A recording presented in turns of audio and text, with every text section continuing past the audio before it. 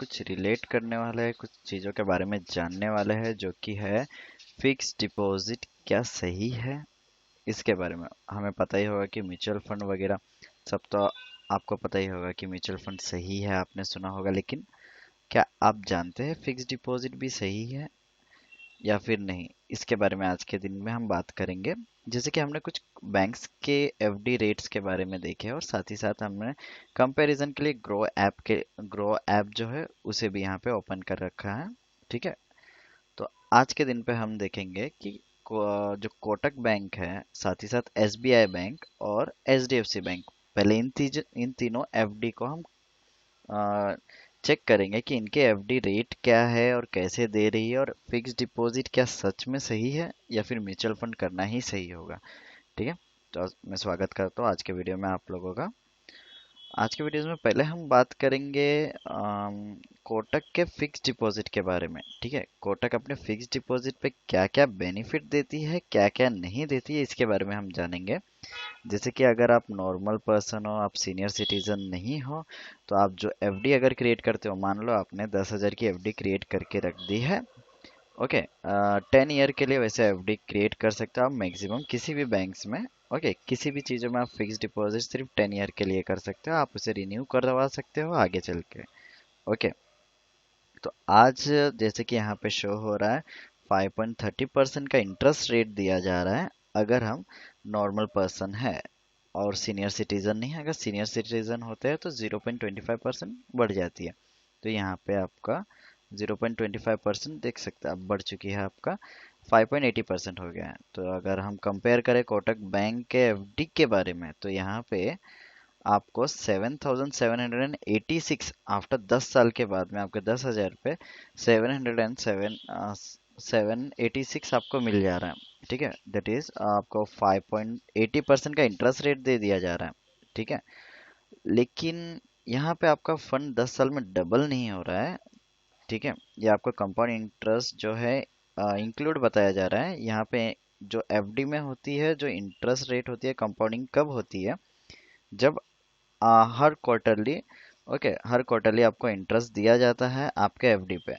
तो आपके एफडी पे जो इंटरेस्ट मिलता है हर क्वार्टरली में, यानी अगर मान के चलो हर 3 महीने में आपको इंटरेस्ट दिया जाता है, और वो इंटरेस्ट आपको जो इंटरेस्ट होती है आपकी, वो इंटरेस्ट आपको हर क्वार्टरली में दिया जाता है, और क्वार्टरली के हिसाब से आपका कंपाउंडिंग होना शुरू हो जाता है। मान के चलो आपने, एक एग्जांपल के तौर पे मैं बता रहा हूँ, आपने 10,000 जो इन्वेस्ट किए थे एफडी में, अब वो 10,000 अगर काउंट करोगे क्वार्टरली में, आपको मतलब थर्ड मंथ में आपको मिल गया, मान के चलिए एग्जांपल कि 100 रुपये मिल गए। तो अब 10,000 100 रुपये पे आपको इंटरेस्ट मिलना शुरू हो जाएगा अगले क्वार्टरली में। ठीक है। तो इस हिसाब से ये एनुअल बेसिस पे कैलकुलेट्स होते हैं। ठीक है। तो यहाँ पे हम देख सकते हैं 7,786 अगर हम सीनियर सिटीजन है तो दे रहे हैं। नॉर्मल पे ही हम कैलकुलेट करेंगे तो यहाँ पे 6,930 आपको 10 साल में मिल जा रहा है आपके 10,000 पे, दैट इज 5.30% का इंटरेस्ट दे दिया जा रहा है। अभी हम बात करते हैं एसबीआई की फिक्स डिपॉजिट के बारे में। यहाँ पे आप चेक कर सकते हो 5.30% का इंटरेस्ट दिया जा रहा है। 3 से 5 साल के बीच आप करते हो एफडी, या फिर आप 5 से 10 साल के बीच का, 5 से 10 साल के लिए करते हो तो आपको 5.40% का इंटरेस्ट दे दिया जा रहा है। ठीक है। तो अभी से कैलकुलेट करते हैं हम कि हमने 10 साल के लिए अगर कर दिया, मैक्स जो टेन्योरिटी होती है 10 साल के लिए आप एफडी क्रिएट कर सकते हो, और 10 साल के लिए मैंने कर दी। यहाँ पे कोई सीनियर सिटीजन्स, ओके, कोई दिक्कत नहीं है। यहाँ पे 5.40 हमने कर दिया, 5.4 करने के बाद में यहाँ पे अभी हम चेक कर लेते हैं कि हमें इंटरेस्ट क्या मिल रहा है, और यहाँ पे 10,000 कर देते हैं। अभी 10,000 पे हमें मिल गया है 7,098। ओके, यहाँ पे 5.40 हमें इंटरेस्ट रेट दिया जा रहा है, यहाँ पे 5.30 हमें दिया जा रहा है। ठीक है, ये प्राइवेट सेक्टर बैंक है और ये पब्लिक सेक्टर बैंक है, जो कि आपको 5.40% इसी वजह से दी जा रही है, पब्लिक सेक्टर बैंक होने के वजह से। ठीक है, 0.10 एक्स्ट्रा है। अभी हम चेक करते हैं यहाँ पे सीनियर सिटीजन्स के लिए कोई बेनिफिट जैसे कि नहीं है। यहाँ पे आपको ये फिक्स आपको दिया जा रहा है 5.40। ठीक है। अब ये मिल गया आपको 7098 आपको यहाँ पे मिल जाता है। ओके, इसके बाद हम चलते हैं HDFC के पास। तो HDFC में जैसे कि हम चेक कर सकते हैं, इनका इंटरेस्ट रेट जो है वो इंटरेस्ट रेट 5.15 है। ओके, 5.15 है। सीनियर सिटीजन के लिए यहाँ पे कोई बेनिफिट चेक कर लेते हैं हम। Senior citizen ad additional, yes, 0.25% आपको दे दिया जा रहा है एक्स्ट्रा। ओके, तो ये जहाँ पे हम देख रहे हैं, तो ये सारी फिक्स डिपॉजिट आपको दिख रही है। अभी 10,000 रुपये आपने किया है 5.30 के हिसाब से, तो आपको नॉमिनल जो है, नॉर्मल ऐसा पकड़ के चलेंगे तो 7,000 के आसपास का आपको इंटरेस्ट दे दिया जा रहा है। लेकिन ये सही है या फिर नहीं, इसके बारे में जानना ज़रूरी है। तो जैसे कि अगर हम मान के चलते हैं कि हमने किसी म्यूचुअल फंड को पकड़ा, ठीक है, जो लाइक एक स्मॉल कैप, हमें ज़्यादा रिस्क भी नहीं लेनी। तो ये मैंने ग्रो ऐप चालू कर दी है, और ग्रो ऐप में हम कैलकुलेशन करेंगे। जैसे अभी कैलकुलेट करते हैं हम, जैसे blue chip, axis blue chip का पकड़ लिया जाए तो एक्सिस ब्लू चिप। अभी एक्सिस ब्लू चिप का जो म्यूचुअल फंड होता है वो थोड़ा मॉडरेट रिस्की होता है। एक बार चेक कर लेते हैं हम।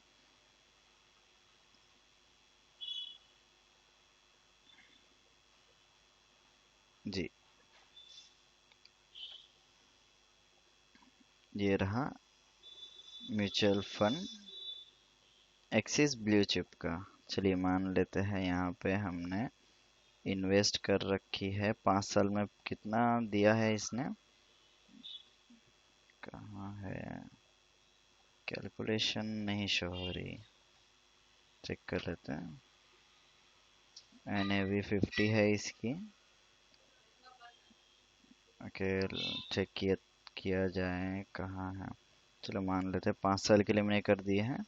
मैंने 10,000 कर दिया। 5 साल के लिए मैंने 10,000 रुपया सिर्फ इन्वेस्ट किया है। सॉरी, 10,000 रुपये मैंने 5 साल के लिए इन्वेस्ट कर दिया। तो उस पर मुझे मिल जाता है 26,806 रुपये। ठीक है, 26,806 रुपये मुझे इंटरेस्ट दे दिया जाता है। लेकिन यहाँ पे फ्लक्चुएशन होती है, मार्केट के रिस्क के हिसाब से ये चलती है। ठीक है, तो डिपेंड करता है कि, और एक्चुअली ब्लू चिप है तो आपको इतना टेंशन नहीं होना चाहिए, क्योंकि ये ब्लू चिप इंडस्ट्रीज होती है। ब्लू चिप इंडस्ट्रीज में आपको बहुत सारे बेनिफिट्स भी होते हैं, लोअर रिस्क होती है, और लोअर तो नहीं होती है लेकिन मॉडरेट जरूर होती है।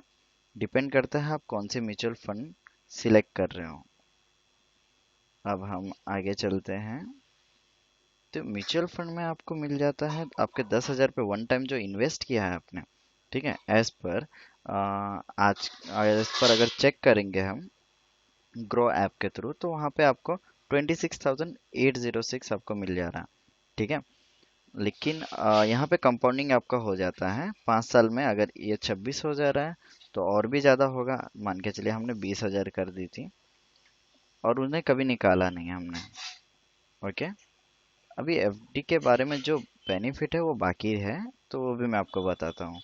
अभी देखिए यहाँ पे 53,000 आपको टोटल हो जा रहा है आपका 53,000। ठीक है, यहाँ पे प्रॉपर कैलकुलेटर अगर देखेंगे, अभी हम चेक कर लेते हैं।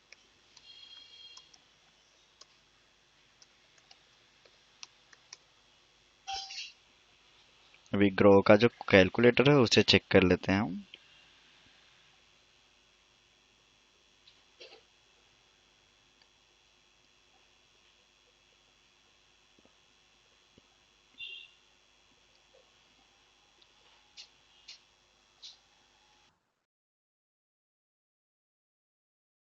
तो ये हम आ गए हैं कैलकुलेटर में। अभी लमसम में हमने कर दिया 10,000 रुपये इन्वेस्ट। ओके, ये रहा 10,000 रुपये हमने इन्वेस्ट कर दी, और मान के चलो हमें 12% मिल रहा है, और 10 साल के लिए हमने कर दिया 10,000 रुपये। तो यहाँ पे हमें रिटर्न जो मिल जाता है 12% के हिसाब से 21,000 रुपये आपको, 21,058 रुपीज़ हमें मिल जाता है इंटरेस्ट। ओके, 10,000 रुपये ये दे दिया जा रहा है, हम 10 साल के लिए अगर कर देते हैं। ठीक है, अब इसी के जगह आपने FD की होती तो इस आपको शायद कम, आपको और कम मिल जाता। ठीक है, आपको ऑलमोस्ट तो कम ही दिया जा रहा है। ठीक है, तो अभी जो एफडी की बेनिफिट है उसके बारे में बात करते हैं। जैसे कि आप अगर एफडी क्रिएट करते हो तो वहाँ पे आपको आगे चल के किसी भी लोन की ज़रूरत होती है तो आपको लोन प्रोवाइड हो जाती है। लेकिन प्रॉब्लम कहाँ होती है, आपको जो इंटरेस्ट दिया जाता है उस इंटरेस्ट में आपको जो इंटरेस्ट है, जैसे कि आपने समझो कि 10 साल के लिए आपने एफडी क्रिएट कर दी। आप एफडी क्रिएट करने के बाद में आपको जो इंटरेस्ट मिल रहा है 5.30%। लेकिन आपने अगर 10,000 के लिए लोन के लिए अप्लाई किया है, ठीक है, 10,000 के लोन के लिए अप्लाई किया है तो वहाँ पे आपको इंटरेस्ट आपको 1%, मैक्सिमम 1% आपको ज़्यादा पे करना पड़ता है। जैसे कि यहाँ पे 5.30% है तो आपको 6.30% का इंटरेस्ट लगता है। ओके, जब आप लोन लेते हो, ठीक है। हालांकि ये कोटक है तो कोटक में आपको कुछ अलग बेनिफिट दिया जाता है। कोटक में आपको अगर आपका 811 डिजिटल अकाउंट है तो वहाँ पे आपको एक क्रेडिट कार्ड थमा दिया जाता है जिसे आप यूज़ कर सकते हो, ठीक है। इसके बारे में मैं आपको नेक्स्ट वीडियो में बताऊंगा कि क्या आपको इस क्रेडिट कार्ड में बेनिफिट होती है, जो कि आपको एक क्रेडिट कार्ड थमा दिया जाता है, उसे यूज़ कर सकते हैं, उसमें आपको 90% का क्रेडिट लिमिट आपको दे दिया जाता है। ओके, तो ये रही वो क्रेडिट कार्ड जो आपके एफडी के अगेंस्ट में दे दिया जाता है, ठीक है। आपके एफडी के बेस पे आपको क्रेडिट कार्ड डायरेक्ट प्रोवाइड कर दिया जाता है, ठीक है। तो इसके बारे में हम नेक्स्ट वीडियो में बात करेंगे। ओके, तो यहाँ पे भी आपको एसबीआई में भी आपको ये सेम फैसिलिटीज प्रोवाइड की जाती है लोन के लिए। लेकिन आपको अगर क्रेडिट कार्ड लेनी हो तो आप क्रेडिट कार्ड भी ले सकते हो, ठीक है। उसके लिए एफडी अगेंस्ट आप क्रेडिट कार्ड ले सकते हो उन्हें एप्लीकेशन दे के। सेम आपको प्रोसीजर सेम आपको एचडीएफसी या फिर अनदर बैंक्स पे भी मिल जाती है। लेकिन किसी किसी बैंक्स में ये फैसिलिटीज अवेलेबल नहीं होती है, ठीक है। और जैसे कि अगर बात करेंगे आप म्यूचुअल फंड में, ये फैसिलिटी आपको लोन वगैरह की फैसिलिटी, हालांकि अभी तक कोई ऐसी फैसिलिटीज उपलब्ध नहीं हुई है, लेकिन एज सुन एज पॉसिबल जैसे जैसे day by day share loans again share आ चुका है तो वैसे लोन्स अगेन म्यूचुअल फंड भी आने की चांसेस बढ़ रही है, ठीक है। तो ये हम जो आपको अभी मान लीजिए आपने जैसे कि डे बाय डे आपने आपको साल में अगर लाख रुपए भी सेव कर लेते हो, ठीक है। आपने लमसम अगर लाख रुपया सेव कर लिया एक साल में, ओके। और मान लीजिए देखिए जैसे कि इसने, अगर हम देख के चले, एब्सोल्यूट रिटर्न हम देख के चलते हैं 168.3% फंड रिटर्न दिया है, फंड ने रिटर्न्स दिए हैं, ठीक है। ऑल ओवर 310% का इंटरेस्ट दिया है। और यहाँ पे मान के चलते हैं, चलिए यहाँ पे हमें क्लियरली नहीं हो रहा है, ठीक है। इतने रिटर्न्स होंगे तो ये हर एक पर्सन अरबपति निकल जाएगा। तो हम एक काम करते हैं, axis blue chip finance Google, finance Google, ये रही फाइनेंस गूगल। यहाँ से आपको बहुत सारी चीज़ें पता चल जाएगी। जैसे अभी हम एक्सिस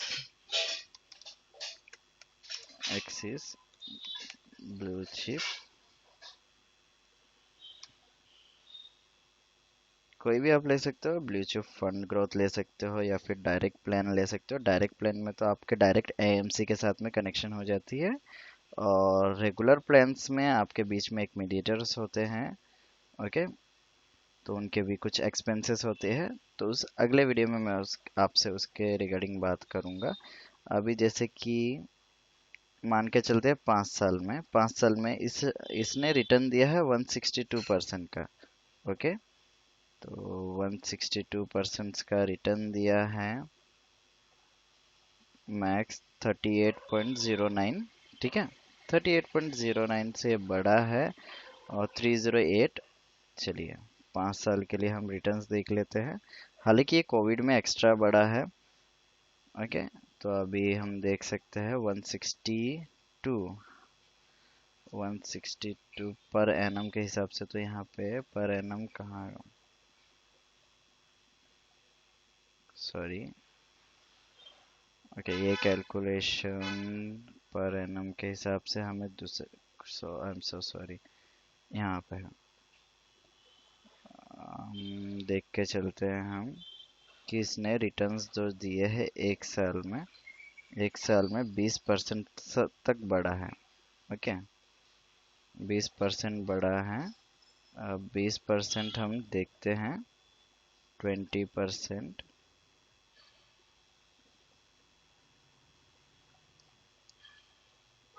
1 लाख का 20% कितना, एक साल में ही हमें 20,000 रुपया दे दिया जाता है।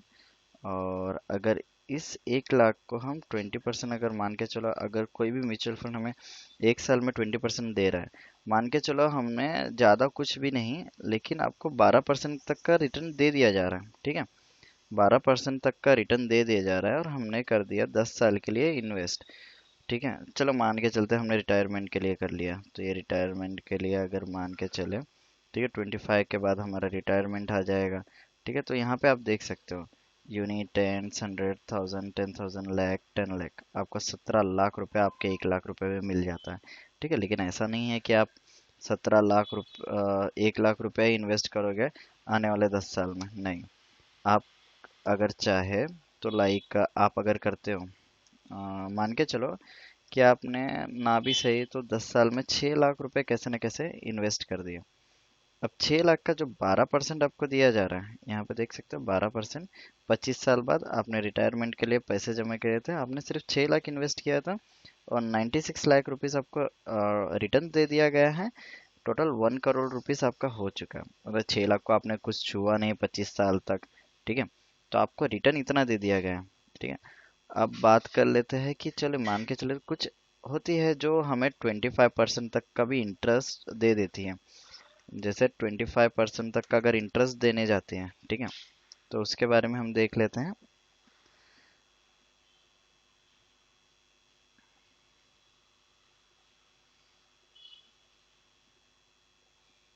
अभी म्यूचुअल फंड के बारे में हम देख लेते हैं कि अगर हमें रिटर्न देती है, ये कितने साल तक देती है और कितना हमें बेनिफिट होता है, उसके ऊपर डिपेंड करता है। लेकिन अगर आप देख रहे हो एफडी करने के लिए, तो आप बैंक से भी कर सकते हो, लेकिन आप अगर म्यूचुअल फंड करने की सोच रहे हो, आप छोटी सी अमाउंट अगर म्यूचुअल फंड में डालते हो और उसे भूल जाते हो कम से कम 25 साल 20 साल के लिए, तो ये आपके लिए बेनिफिशियल होगा। अगर मान के चलो कोई फंड होती है, क्योंकि लास्ट टाइम आज से 4 साल पहले डीएसपी ब्लैक रॉक ने 40% के आसपास का इंटरेस्ट दिया था। तो मान के चलो कि हमारा लक इतना भी सही नहीं है, हमें दे दिया गया 24.2%, चलो 24% का इंटरेस्ट दे दिया। ओके, 25 साल बाद 24% का आप देख सकते हो आपने 6 लाख, चलो 6 लाख भी हम नहीं कर पाते अफोर्ड, हमने 1 लाख ही किया अफोर्ड। ओके, 1 लाख अफोर्ड करने के बाद भी यहाँ पे देख सकते हो लाख, 10 लाख, करोड़, सॉरी लाख ही है ना ये, ओके लाख है। 1 लाख रुपए हमने किया है और 24% का इंटरेस्ट पर एनम मिल जा रहा है हमें। ठीक है, पर एनम 24% का इंटरेस्ट मिल रहा है। चलो मान लेते हैं कि हर साल अच्छा खासा फंड परफॉर्मेंस है, अच्छा खासा फंड हमें परफॉर्मेंस दे रहा है, प्रॉपर कर रहा है।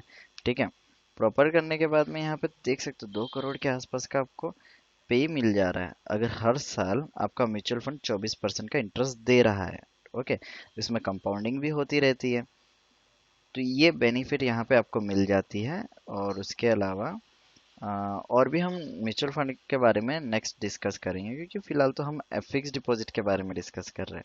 ठीक है, मैं आपको SWP, लमसम कैलकुलेटर वगैरह सारी चीज़ें बताऊंगा कि आप कैसे कर सकते हो। हाँ, PPF और EPF के बारे में भी ज़रूर बताऊंगा।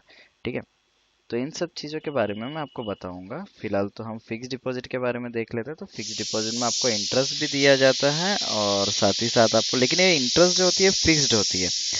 आगे चल के आपका फंड अगर ग्रो करना चाहे, लाइक आपका, आप बैंक अगर इंटरेस्ट रेट बढ़ा रही है तो आपका इंटरेस्ट रेट नहीं बढ़ेगा। ठीक है, ये एक आपके लिए बैड है कि आपका इंटरेस्ट रेट नहीं बढ़ेगा। जो आपने एग्रीमेंट किया है जब भी आप एफडी खुलवा रहे थे, तो आपका उसी जो आपको दिया गया है, आपने समझिए 5.40% का इंटरेस्ट रेट के लिए एग्रीमेंट डील की है, तो 5.4% ही मिलेगी, 5.40% ही मिलेगी। लेकिन अगर आगे चल के एफडी इंटरेस्ट रेट कम होती है तो आपको कोई दिक्कत नहीं होगी, क्योंकि आपको इतना मिलना ही है कुछ भी करके। तो उसमें कोई रिस्क फैक्टर नहीं होगा आपके लिए। आपको जो इंटरेस्ट बोला गया है वो इंटरेस्ट आपको दे दिया जाता है।